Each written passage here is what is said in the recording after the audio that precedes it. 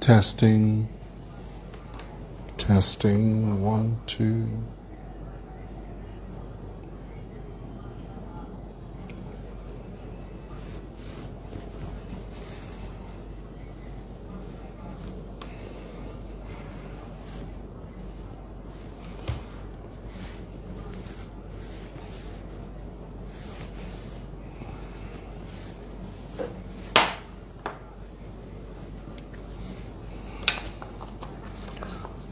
Testing. Oh, are we on? Oh, goodness. Guys, are we on? Oh, my goodness. Hello? Are we on? Oh,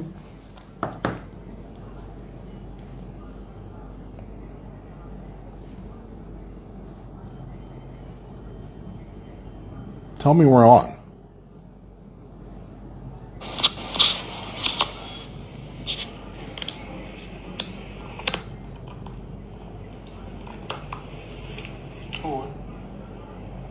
Are we on?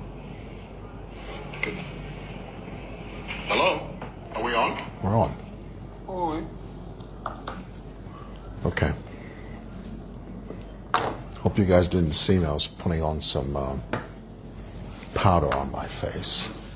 That's what we do because, you know, they say this you don't want it to be too shiny. So you sort of, I don't think you guys saw that. Guys, do me a favor. Jump on here real quick. Let's get the show on the road. I have 2 devices, and I'm over here at 8585 Simon Mwewa Lane here at Simoson Building. Yes, we are. Mike says we never saw the brush and the. Yeah, I'm glad. I was powdering my face.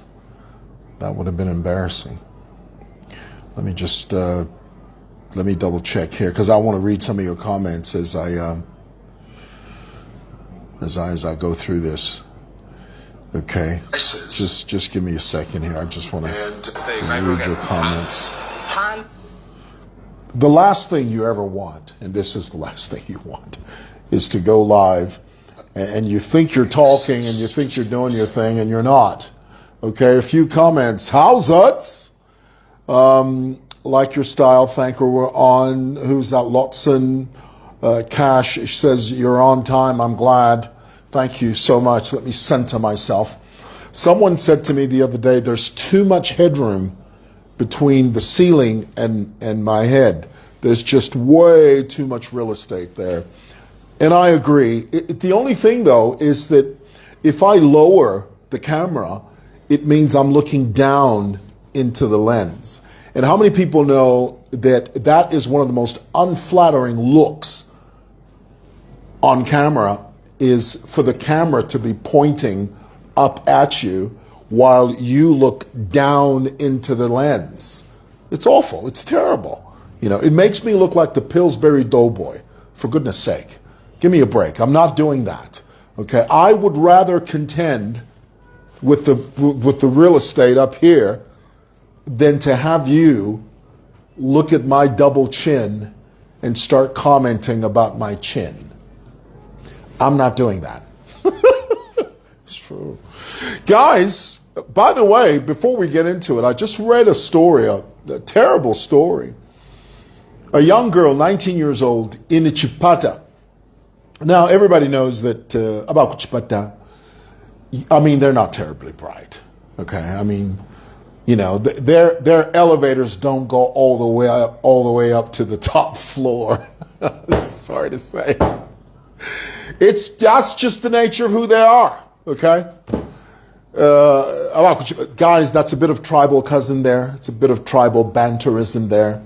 If you're not a Zambian and you don't know what you're not aware of the banter, the playful banter that exists between my tribe and the people of Chipata, none of this will make sense to you. Okay, so just relax. We're fine. Everybody's loving one another. Okay, I don't want you to start thinking something else. Anyway, A story I read it today. A story came out in Chipata town, because what is about Chipata? You know those people. This young girl, 19 years old, is leaving a nightclub. In Chipata town, there's a nightclub, wait for it, called Blue Gums Nightclub. I've heard of Unoriginal, but boy, I tell you, that takes the cake right there. You guys couldn't come up with a better name than Blue Gums Nightclub? Tell me who you know that has blue gums. Explain that to me. Anyway, this girl, it's a sad story. This girl, 19 years old, leaves a nightclub, this nightclub called Blue Gums Nightclub, and she books a motorcycle, because in Chipata over there, one of the most famous modes of transportation is a motorcycle. They don't really have Ubers or Yangos or InDrives the way we have over here.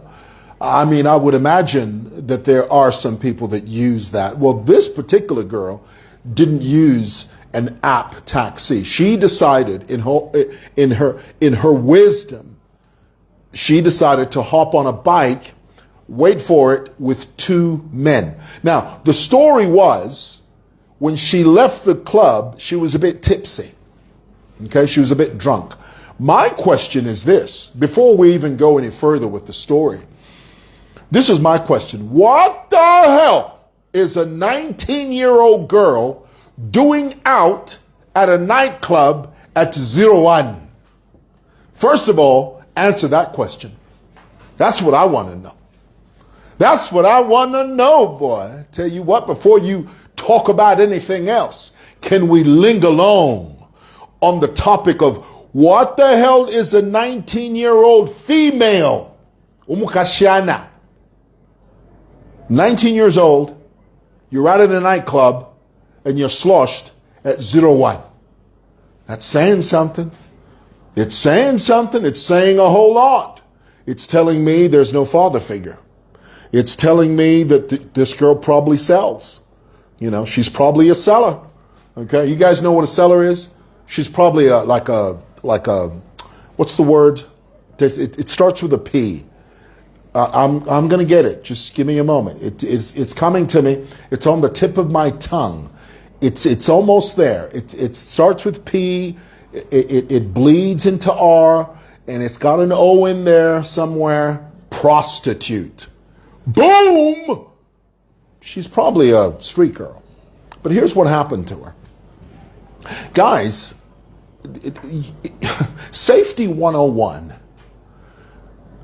There's that famous lady. Sorry, not famous lady. There's a famous saying. A girl ain't safe in a world full of men. Go ahead. Say it in the comments. Tell me in the comments. Say it. Repeat it. A girl is not safe. Well, say it the way I'm saying it. A girl ain't safe in a world full of men. Ladies, listen to me. When you are 19 years old and you're tipsy and you've just left a nightclub and you need to get home and you hire the services of two young red-blooded heterosexual males, you're in trouble. You are in big trouble. You have just placed yourself in harm's way.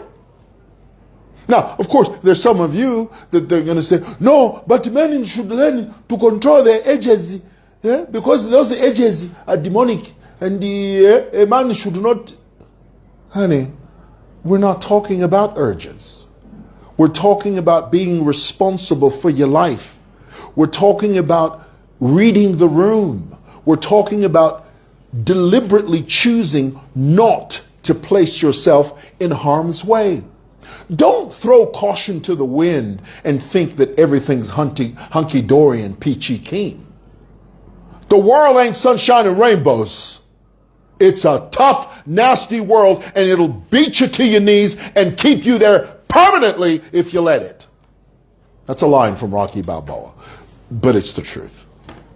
So this young girl, this lass, this chick, she hops on a bike with two Zambian men from Chipata.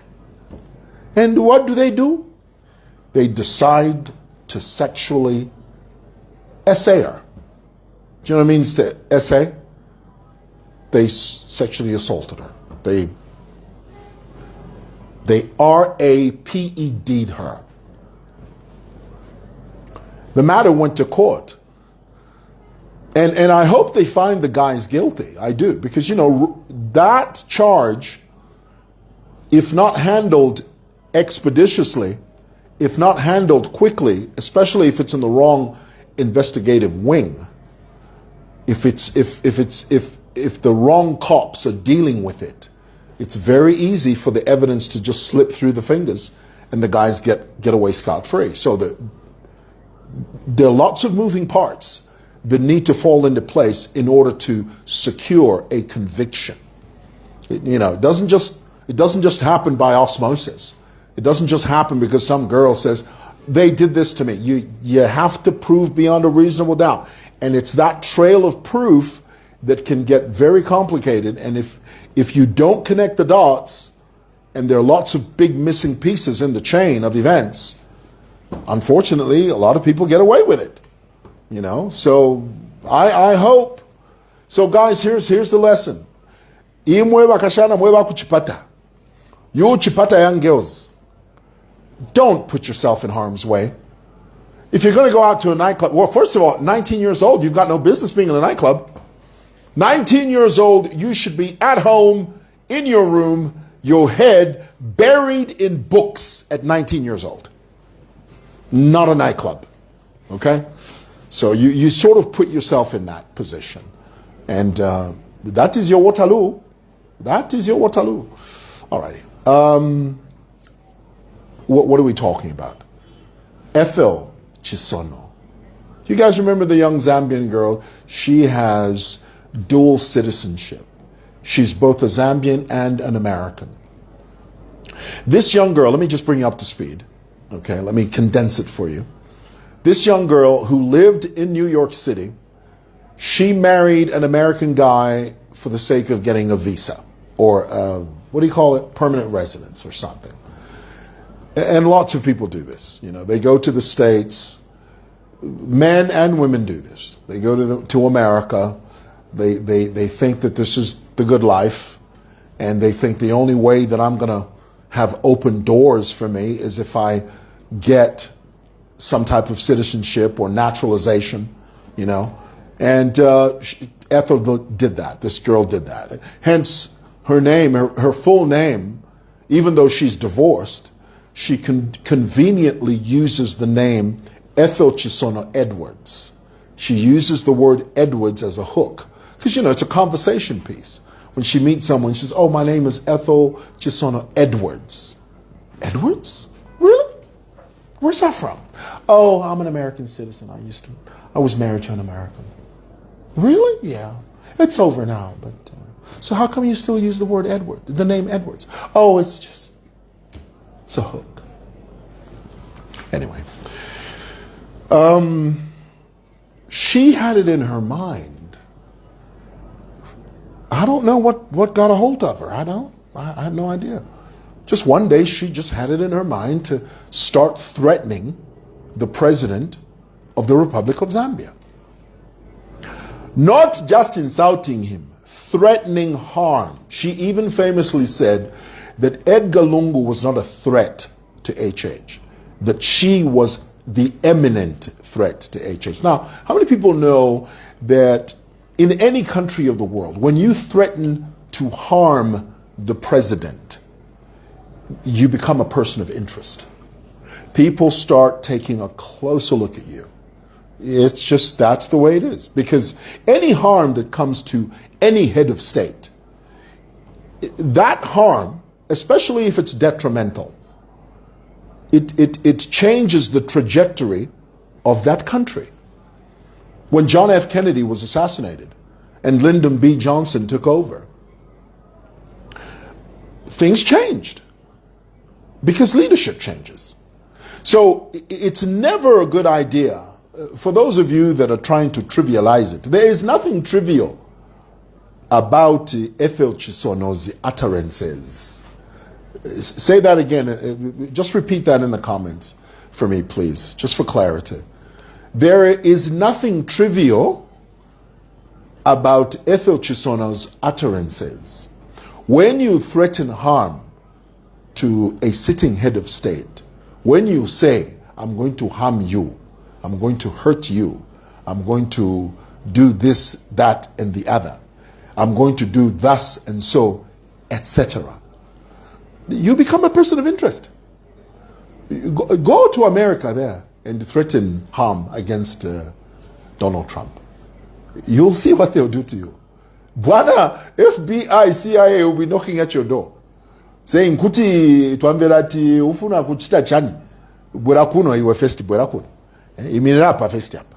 Niwe ndani first. They're going to want to know what you had for breakfast, when you were born, and where you went to school. So it's a big deal. My point is it's a problem, okay? So Ethel Chisono somehow thought that she was immune, and she would constantly go on Facebook and say, I don't care, I'm going to do this, that, and the other, not knowing that she's building a case against herself. What does she do? And this is what I find amusing about, it's one thing if you are genuinely in exile. I think that's a completely different kettle of fish. I think that if you speak against a government or an administration constructively, and they still have it out for you, and you seek asylum somewhere else, that's not so bad. That's what I believe. I don't think it's a bad thing for a person to seek exile if they feel threatened for simply providing checks and balances. It's a different thing when you are breaking the law. When you start making outlandish statements, when you start talking about the armed forces and you don't really have total and complete proof about the armed forces, and you start making outlandish statements about the head of state, and you have no proof, and you're just talking, you're putting yourself in harm's way. But there are people who leave a country and they seek refuge somewhere else, and they are legitimate asylum seekers. There are people like that. But it's a completely different thing when all you do is use this medium to utter threats against a sitting head of state, clearly stating that you're going to harm a leader of an administration, of a country. That becomes a problem, and you can easily be arrested for that. Not just here, anywhere. Go to America and try that. So Ethel, she found herself in that problem, and I always tell Zambians, these guys who live in America and England, the people that trash Zambia, not constructive criticism, they trash it. They plan, they scheme harm against the head of state, any head of state. I always tell them, one day you will come back to Zambia. It may not be in this administration, but you'll come back. The very country you speak against, you'll come back to this country. All these young girls in England, all those chaps, Lily Lunatic Mutambo, boss lady, brass lady, whatever her name is, all those guys, they are coming back to Zambia. You know why? Because this is their country. This is their country of origin. Where they are there, they are just second-class citizens. And that's the truth. They can point out all they want. They can talk about, because Ethel famously said, if I come back to Zambia and I'm arrested, the whole American government is going to rise and come and break me out of prison. In Donald Trump's America? Can you imagine Donald Trump's aide whispering in Donald Trump's ear, Mr. President, one of our citizens has just been arrested. Really? Where? In Zambia. What's her name? Ethel Chisono. Ethel who? Chisono. Who the hell is that? She ain't from Virginia. She's not from Bogota. She's not from Bogalusa, Louisiana. She's not from Baton Rouge. What was her name again? Ethel Chisono. She's an American citizen? Yes, sir. Well, what does she want? She wants us to bust her out of prison. We're not busting out some girl named Ethel Chisono. Let them take care of let them take care of their own mess. Not sending the armed forces into Zambia to break out some chick named Ethel Chisono. You know, it wouldn't be so bad if it was James Parker, but not the Ethel Chisono. It's the truth. When Ethel got arrested, nobody from the American embassy went breaking down the doors and saying, "Where's our citizen? Where is she?" Nobody. You know why? Even if she has dual citizenship, the truth is that chick is a Zambian. You're a Zambian. And you'll be subjected to Zambian laws. And when they arrested Ethel Chisono, there was no one there speaking with an American accent saying, "Ethel, could you take off your shoes, please, and take off your belt?" No.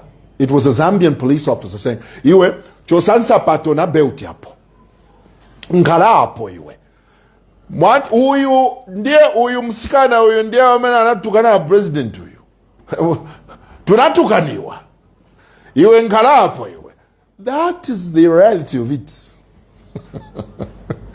I'm making fun of it, but that's the truth. So Ethel apparently tried to enter a plea deal. You know what a plea deal is? A plea deal is like it's a negotiation where the defendant says to the prosecution, "Look, I will plead guilty if you give me a lesser sentence." It's called a plea deal. So apparently Ethel went into some type of plea deal with the prosecution, and they gave her 18 months. Now, I'm not sure if she's been given 18 months with time served, meaning from the time she was arrested to the time she was sentenced, did the magistrate take into account this length of time that Ethel has been in prison? Or did the magistrate say starting from today? Because if she's been given time served, if they sentence her to 18 months with time served, it means it'll be 18 less the amount of time she has already spent up to today. Which means she'll be out in less than 10 months. She'll be walking free in the streets of this Lusaka. What's the lesson, guys? Be careful what you say. Okay? And here's the thing. No one is coming to rescue you. Nobody's breaking down the doors. Nobody. Not a single. No one's coming. It's just you and the court system. That's how it works. Lastly, Jones KASONSO. Chisonso. Ni Chisonso? The guy's a fraud. I knew there was something about that guy. I knew there was just something about him that just wasn't right. He ain't no professor. Homeboy is an Uber driver. He's not a professor. He doesn't have any lofty degrees. He's never written any books. The guy's a fraud. And he's sitting on Facebook trying to come across like he's some kind of educated chap when he's not. It's just a fraud. All right. Thought I'd share that with you guys. Talk to you later. Love you. Bye.